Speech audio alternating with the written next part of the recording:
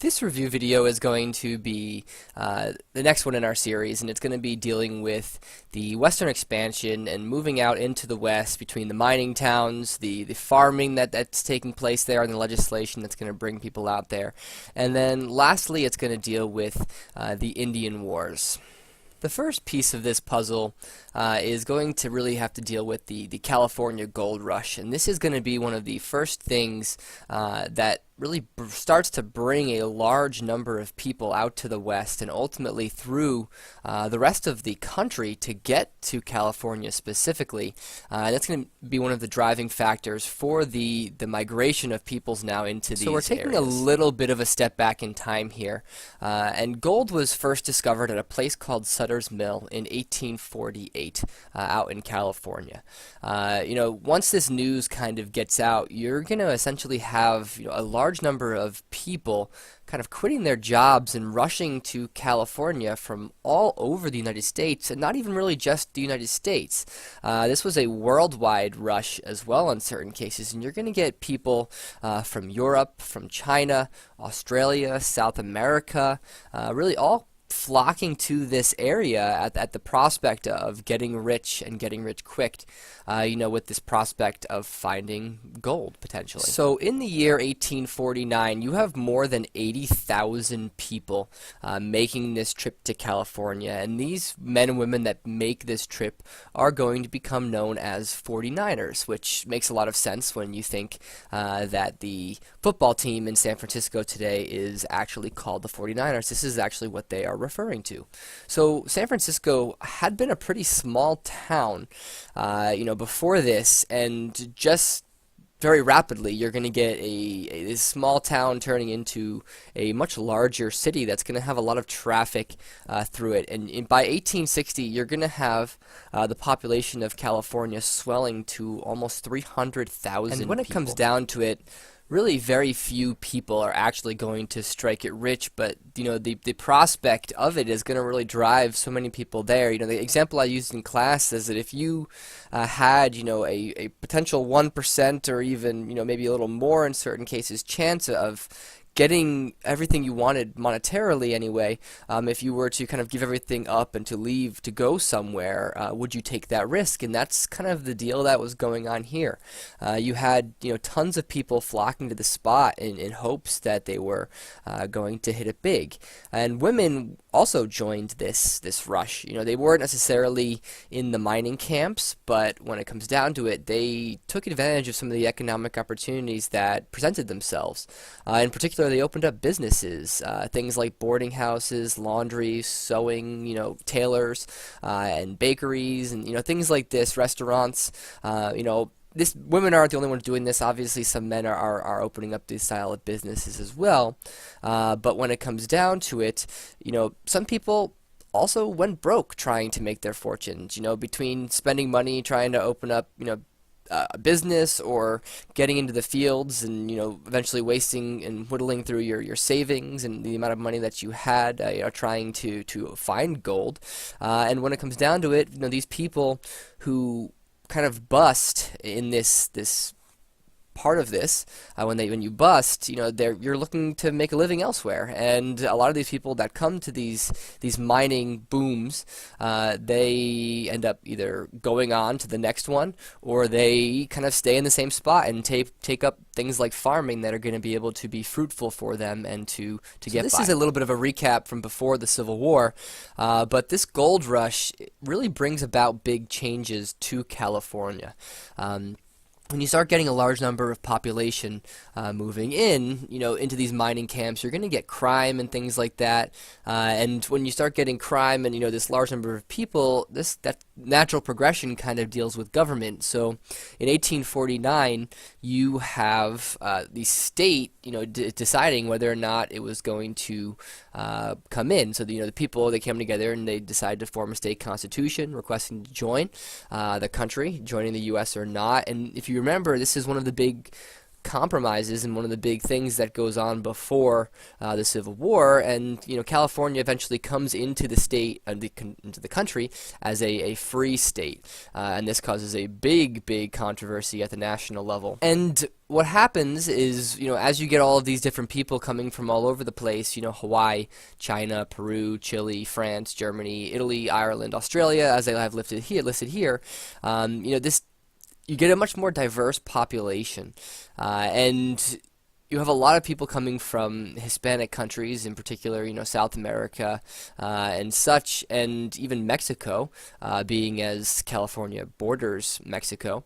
And what happens is this diversity is embraced a bit. You actually have the state constitutions written in Spanish and English, and these Spanish people that were here before this Great Migration, or these Mexican people, I should say, they owned this land, and they had owned this land for a long time. If you remember, this was part of the Spanish borderlands, during the colonizational period. These people had been here for a long time, and this now migration of a white population in particular is going to kind of start to pull this land from these people. Mexicans weren't the only ones that were going to be driven off of their lands. You have Native Americans, they get kicked off and their lands, and when it comes down to it, they have trouble earning a living. You have large number of natives kind of dying of starvation and diseases and things like that after they're kicked out of their lands for mining purposes and for the whites that are coming in. And it's an ugly sight, of course, as well, as usual with this story. So you also have the Chinese. Another part of this diversity are the Chinese, and they are attracted by the gold just as much as everybody else. And they come over across the Pacific Ocean, and initially they are kind of welcomed by the state of California and the people here, as population wasn't very large to begin with. They were seen as laborers and necessary. But as you get more and more people here, and more Chinese in particular, you're going to get a series of prejudices that are building, of course, among the population here against the Chinese workers. And these Chinese workers are going to become a major factor in the history of this country. In particular, one is the building of the Transcontinental Railroad. This group of people is going to really be a major factor in that, and without their sacrifices and blood, sweat, and tears, and kind of this wouldn't have gotten done as quickly as it did, especially out west, where some of the dangers were a lot more than going through the plains. And then the last part of diversity, this is after the war. You have a lot of free black men and such coming out to California. California is going to have the richest African American population of any state, but they do really kind of still face some of the discrimination that you would see elsewhere in the country. I'll run through a couple pictures of this time period and different things as well. So this is just a picture of a miner. Looks like he's panning for gold. You can see where I'm circling with my mouse here. Just kind of show you the conditions and what this kind of looked like. This is actually a picture of San Francisco in the late 1800s. You can see all of the tall sailing ships here that would probably be used going back and forth from Asia, bringing some of these migrants into the area, but also moving around, moving goods and services and things around as well. But it's just a cool picture from the late 1800s here. This is a picture of a mining operation. You can see the engineering behind it and the diversion of the water that they would ultimately probably be using to pan out the gold. So this is kind of an advertisement. I like to think of it kind of as one of those TV commercials you see, for moving to a particular state, or coming to a particular state for tourism or something like that. This is an advertisement for taking a clipper ship, which are those ships that you saw in that picture of San Francisco, those tall sailing ships, kind of taking one of those to get to California. And this is just a picture of some of the difficulties that some of these people might have seen. You have a mining encampment kind of here being attacked by the natives before encroaching on their land. This is a picture of the Chinese in the mining fields, and mining camps, basically looking and figuring out and looking for gold. This is another one of those kind of, I almost want to say propaganda, if you will, of a kind of a romantic view of this mining operations out west, out in California. This could be seen anywhere in the country. This might influence someone to move to this area to try to take advantage of this and try to try their luck at striking it rich. This is just another one of those mining operations that I thought just was an interesting picture that you guys can take a look at. And then this is probably a little bit more of a real kind of view of some of these mining camps. You have these people, it looks like in certain cases they're kind of ankle deep in some mud and such in these mining camps. Just kind of shows some of the harsher realities in that kind of romantic view that I just kind of showed you a second ago in that This image. now brings us away from California and kind of into mining and the boom towns associated with it in the first place. So what happens is once this gold kind of starts to dissipate in California and it's not as easy to find, you actually have people looking elsewhere for gold, and you actually get some other areas of the country that are also very prominent, with having gold, and you're going to get these discoveries, and it's going to lead to people heading there very rapidly. So this is a map that kind of shows the hot spots for mining, whether it's gold or silver, which you're going to get as well. You're going to get some silver rushes. The initial gold strikes are kind of out in the Sierra Nevadas and the eastern border of California and Nevada, but you also get these other hotspots in Utah, and Colorado is going to be the next big one. You have some more in the northern Rockies as well, in Idaho. You have it in the Badlands in South Dakota, which is going to become really important for the Native American story, in the Black Hills, which we'll get to eventually. So there was kind of a general pattern of these boom towns, that once you had gold that was kind of discovered, the news spreads pretty rapidly, and you're going to get a large influx of people, and when you do, these people are going to need accommodations, so you actually get these mining cities popping up very quickly, and you kind of have a pattern. You have this discovery of gold, you're going to have people then flooding to the spot, more or less. Once you have a large number of people there, you're going to get this kind of quicker construction of the city for these accommodations I was just talking about, and then over a long enough period of time, you're actually going to have the gold start to disappear, right? People are going to have discovered the gold that's available in the area. They're going to start mining it, and the easier to find gold is going to be, gone, really.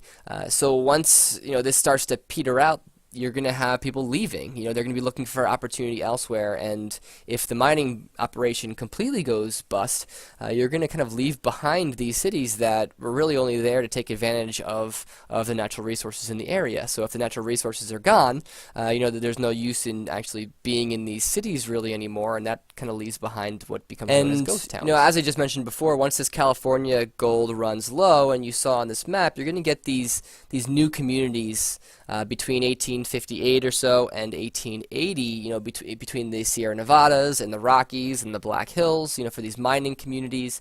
As a result, you're going to get new territories in the United States, from Colorado, Arizona, Idaho, Montana, Well, very Wyoming, similarly, and so you're on. going to get people just pretty much overnight dropping everything that they have, heading west in search of gold. A lot of times these people would go with their families, on these trails that were out west.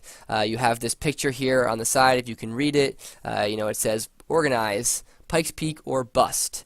So when you get discovery of gold in Colorado, you have a very similar migration, and you have this piece of this report known as the Sherman Report that basically shares that you had about 25,000 people leaving, to go from mine to mine in certain cases before, in some cases, there was even really any reliable news. It just kind of goes to show the importance of getting there quick. If people just, they hear the news and they head out right away, hoping that they're going to be one of the first ones there to take advantage of As the I mentioned, before, gold isn't really the only way to get rich in these particular boom areas.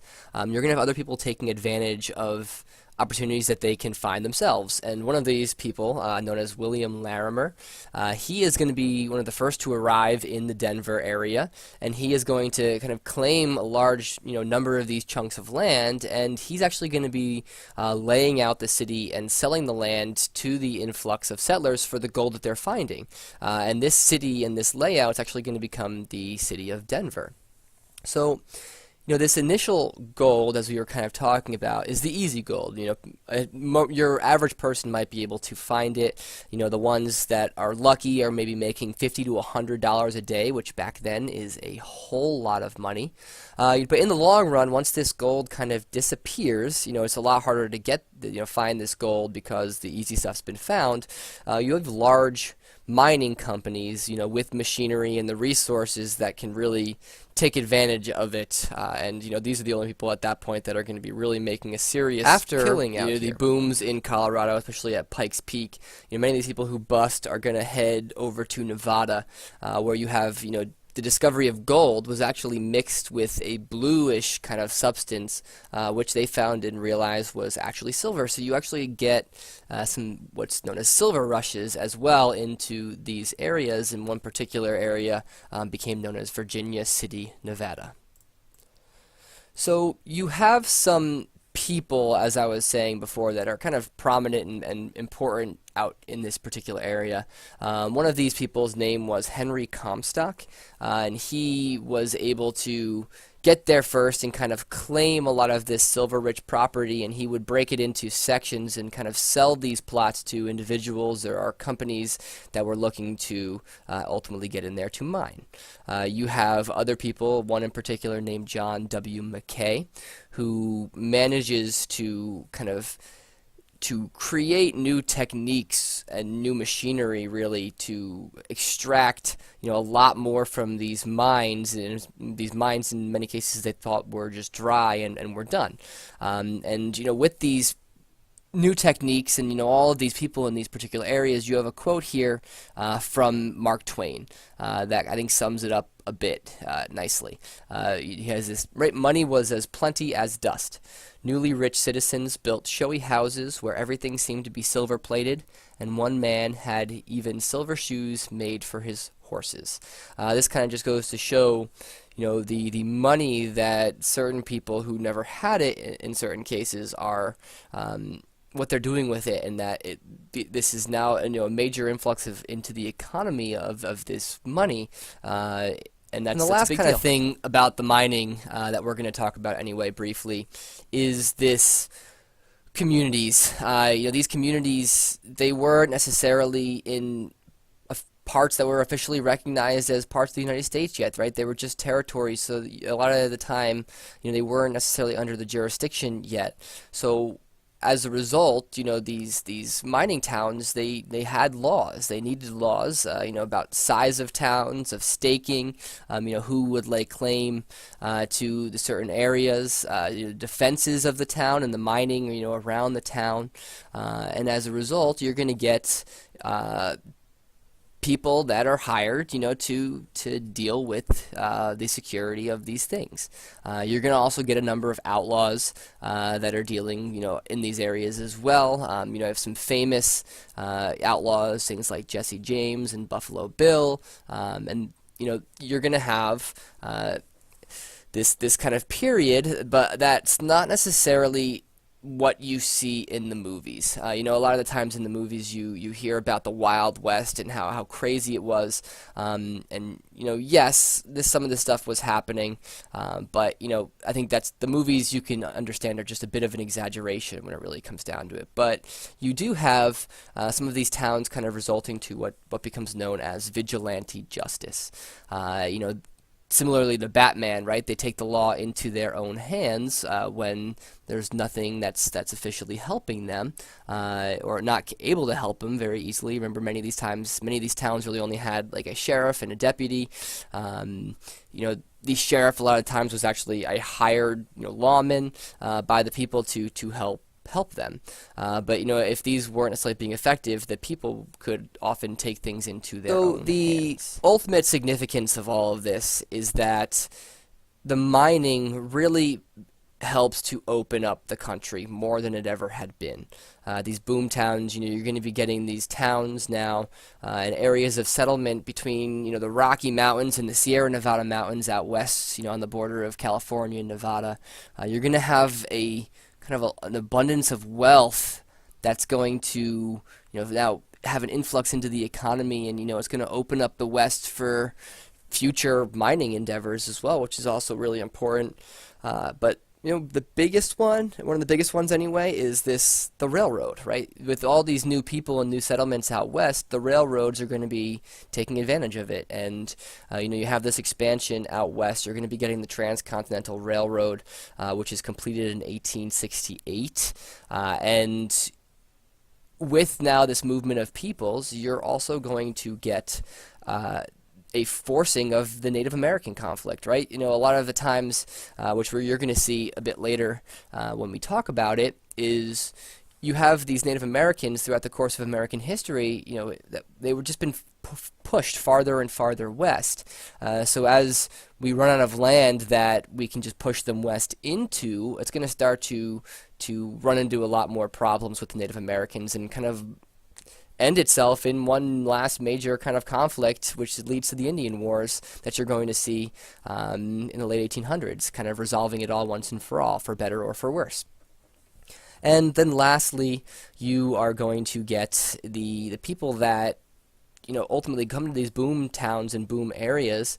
They are going to stay. They're going to kind of work these lands once they bust out. A lot of times these lands are actually fairly fertile, and you're going to have farms, and you're going to have demands for meat and things like that, which actually starts the cattle business, which is going to be our next area of discussion. So the cattle kingdom is another area of opportunity for people out west to make a living. And this is going to be what you associate with your cowboys out west.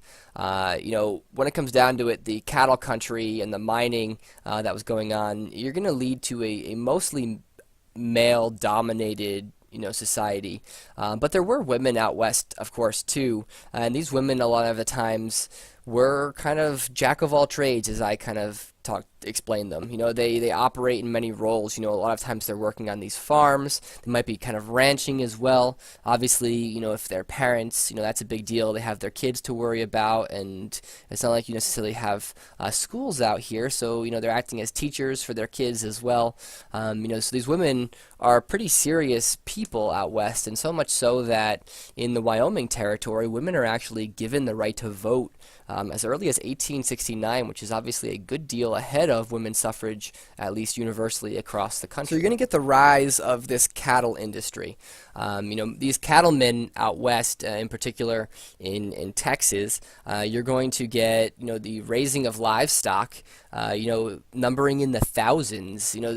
Basically, what's happening is you have these buffalo herds that are essentially being killed off, which we're going to get to in a bit with the Native Americans. But that gap from these lack of buffalo is going to be kind of filled by the cattle, the cow, and what happens is you have these thousands of what are known as Texas Longhorn cows that are in Texas, and there's demand for meat up north.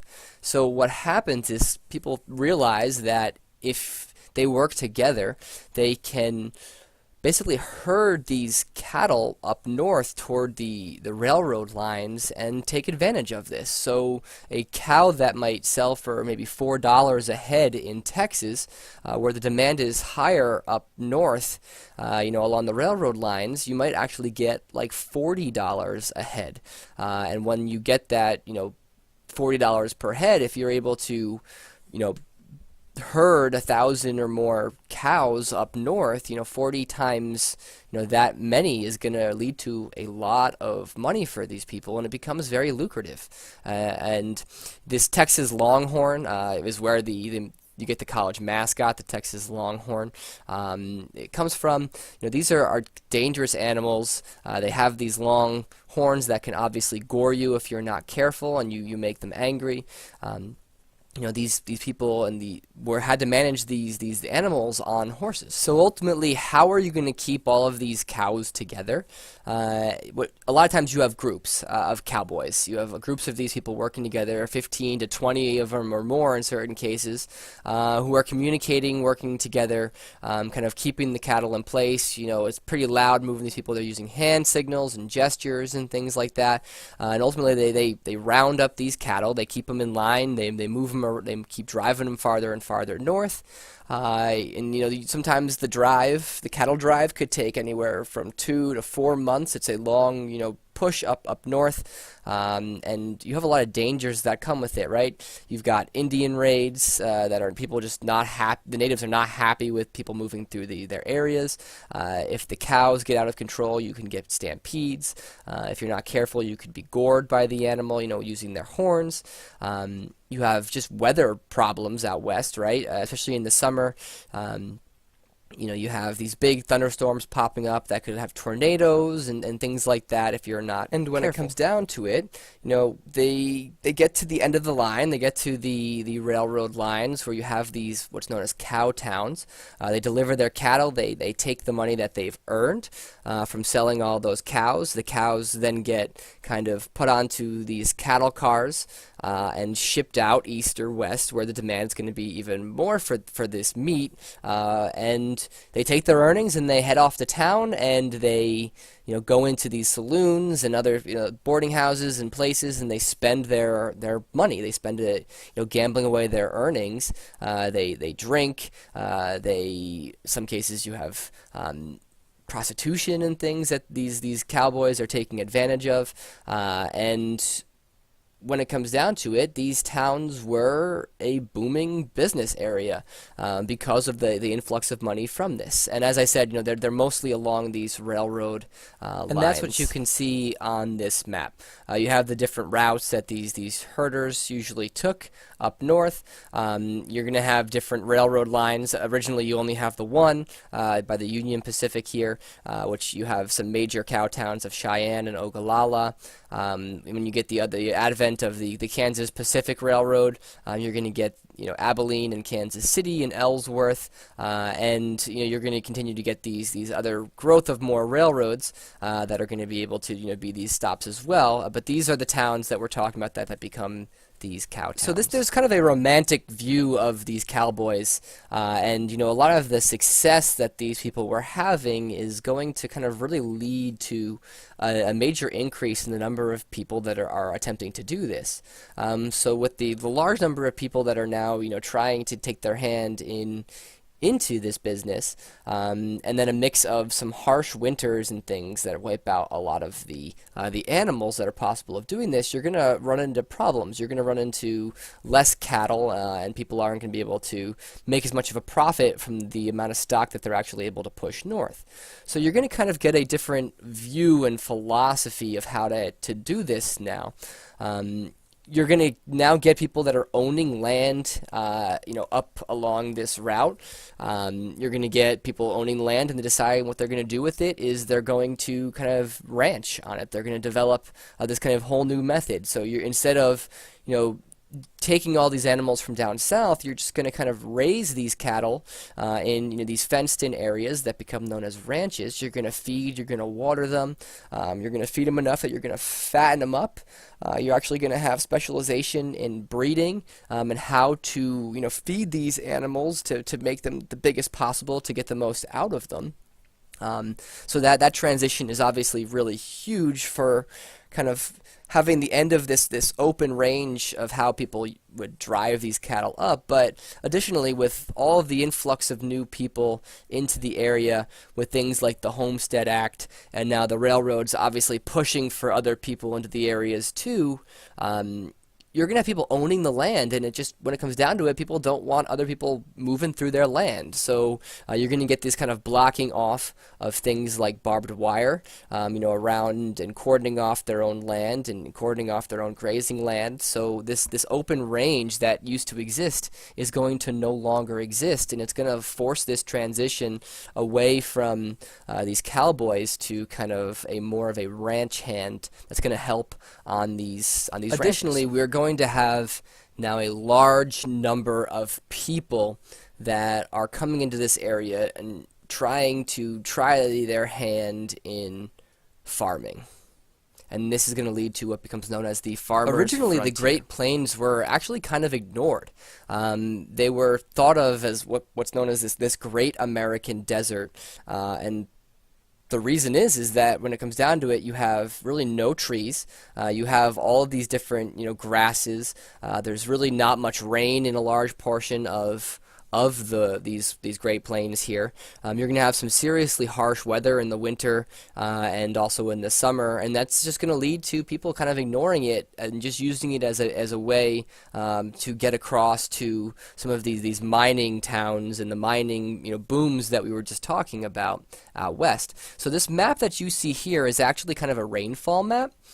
Which is also going to be basically the size and the length of the grasses that you have. So basically what happens is you have the Rocky Mountains kind of right where my mouse is kind of going right now, and as you get the weather moving in from the west, what happens is you get the air that's being forced up these mountains, and in doing so it actually cools off the air, which actually then dumps the liquid that's in the air on what's called the windward side of the mountains. So on the eastern side of the mountains, which is the leeward side, you're going to actually have very little rain. You're going to have very little precipitation on those eastern side of the mountains because of what's called the rain shadow effect of the Rocky Mountains. So this western area of the Great Plains, it's not going to get very much rain when it really comes down to it, and that's going to lead to kind of a shorter grasses here. As you get more toward the middle, you're going to have a little bit longer. You're going to have a little more interaction with the Gulf of Mexico, and that's what leads to some of these big thunderstorms that dumps a good amount of rain, and you're going to get more and more as you head a little bit east. So what's going to happen is that as we now get more states in the Union, and really more in particular after the war, you're going to get what's called the Homestead Act. And the Homestead Act actually going to happen during the war in 1862, but it's going to be the government looking to give away this land. They don't necessarily see it as super productive. They realize that some people are going to want to take advantage of it and have the possibility of creating their own life using it. So to fill up this area, they basically say that anyone who is 21 years old or older that is looking to can get their own homestead. That if they stay on this land for 5 years, then they will be able to keep this land for good. You could actually leave the land for 6 months of the year, but for 6 months you need to be tending to it and working it like it's yours.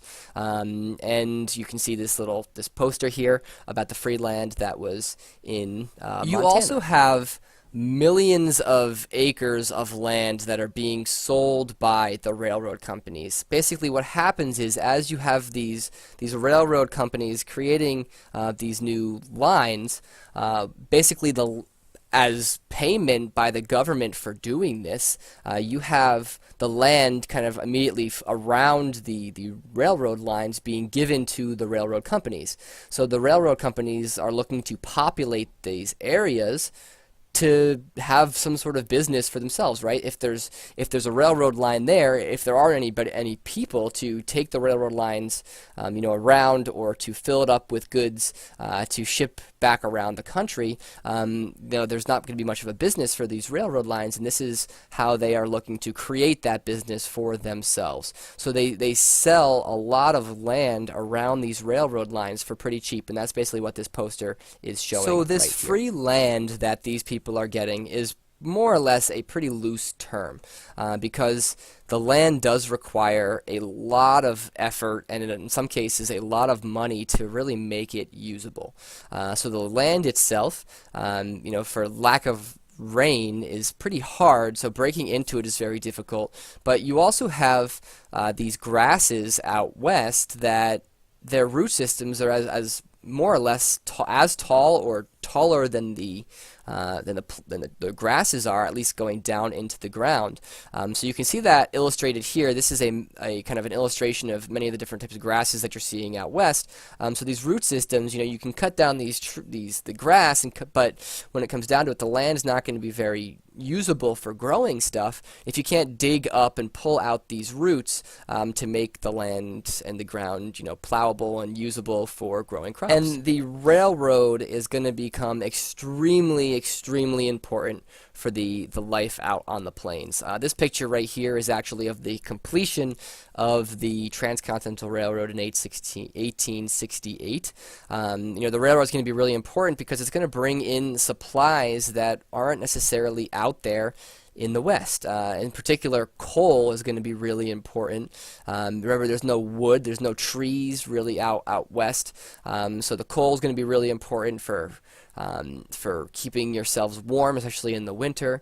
The railroad is going to be really important as well for taking out crops. That if you have a farm, you want to sell these crops to market. This is how you're going to get it there. It really encourages movement of peoples out here. It makes it easy, right? These trips that would have taken months, to get out west are now taking a matter of days. So it encourages settlement that way. And as we just mentioned, the railroad is selling land to the settlers. These people out west really had to adapt to kind of a whole new range of problems with living out on the plains. One of the big ones is, we were just mentioning, right, is this lack of trees. There's no trees out west. So initially, these people, in order to build houses, they're essentially have to improvise a bit, and you're actually going to get houses that are more or less completely constructed out of earth. So they're going to kind of dig up this grass and dig up this earth, and they're going to basically build these houses made of sod. And there were some advantages to this, actually. They were pretty good, pretty well insulated, so that in the winter they actually would stay fairly warm.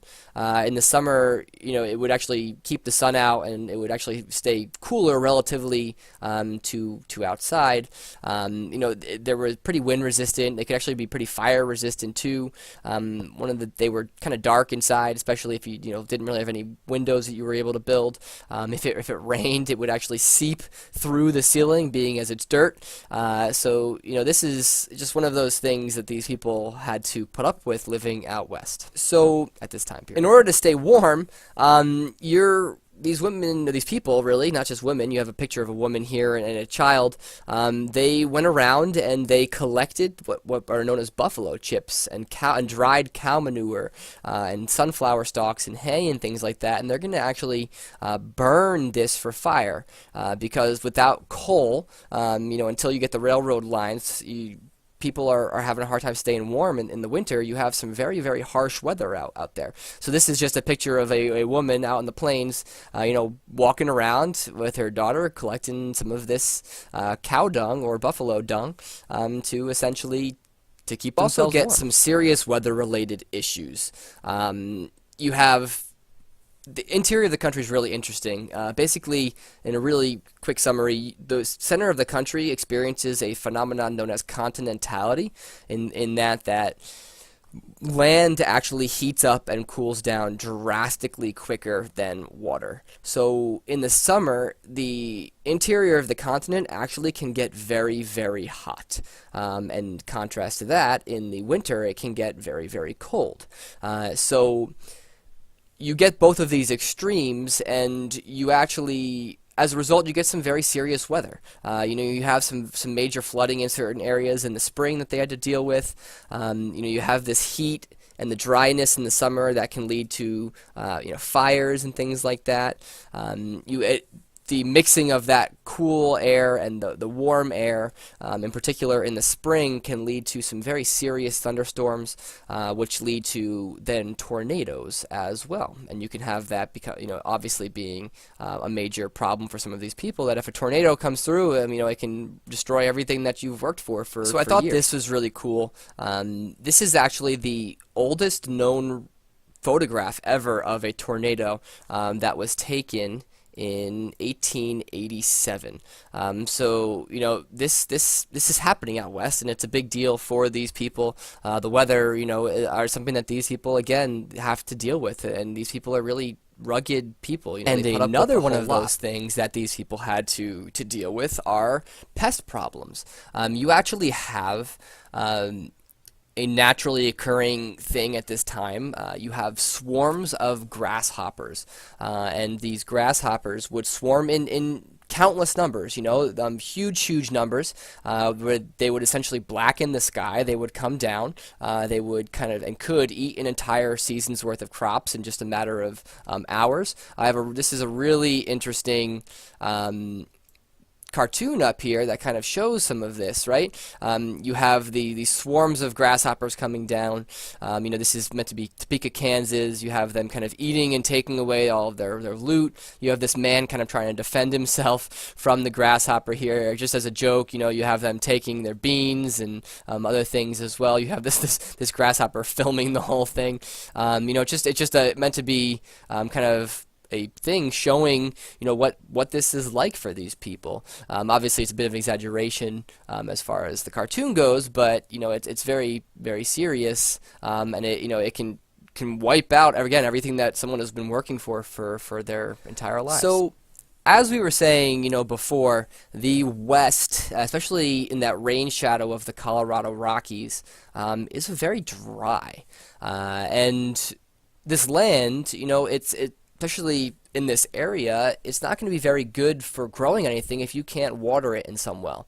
And fortunately, this area of the country actually is rich in something known as aquifers. And an aquifer is basically water that is in the ground, and you have these underwater reservoirs in this area known as aquifers, and the big one in particular is this Ogallala aquifer. And people realize that by digging, you know, into the ground, you can actually pull up this groundwater that is available in this ground table here, and people develop windmills, and they use them as kind of ways to kind of pump up and bring up this water from the ground to help, you know, water the crops and, you know, watering the fields in certain cases, and that it's going to help these people to be able to do that. But you know, it's only so much, and they need to develop other techniques as well. They create what is known as dry farming,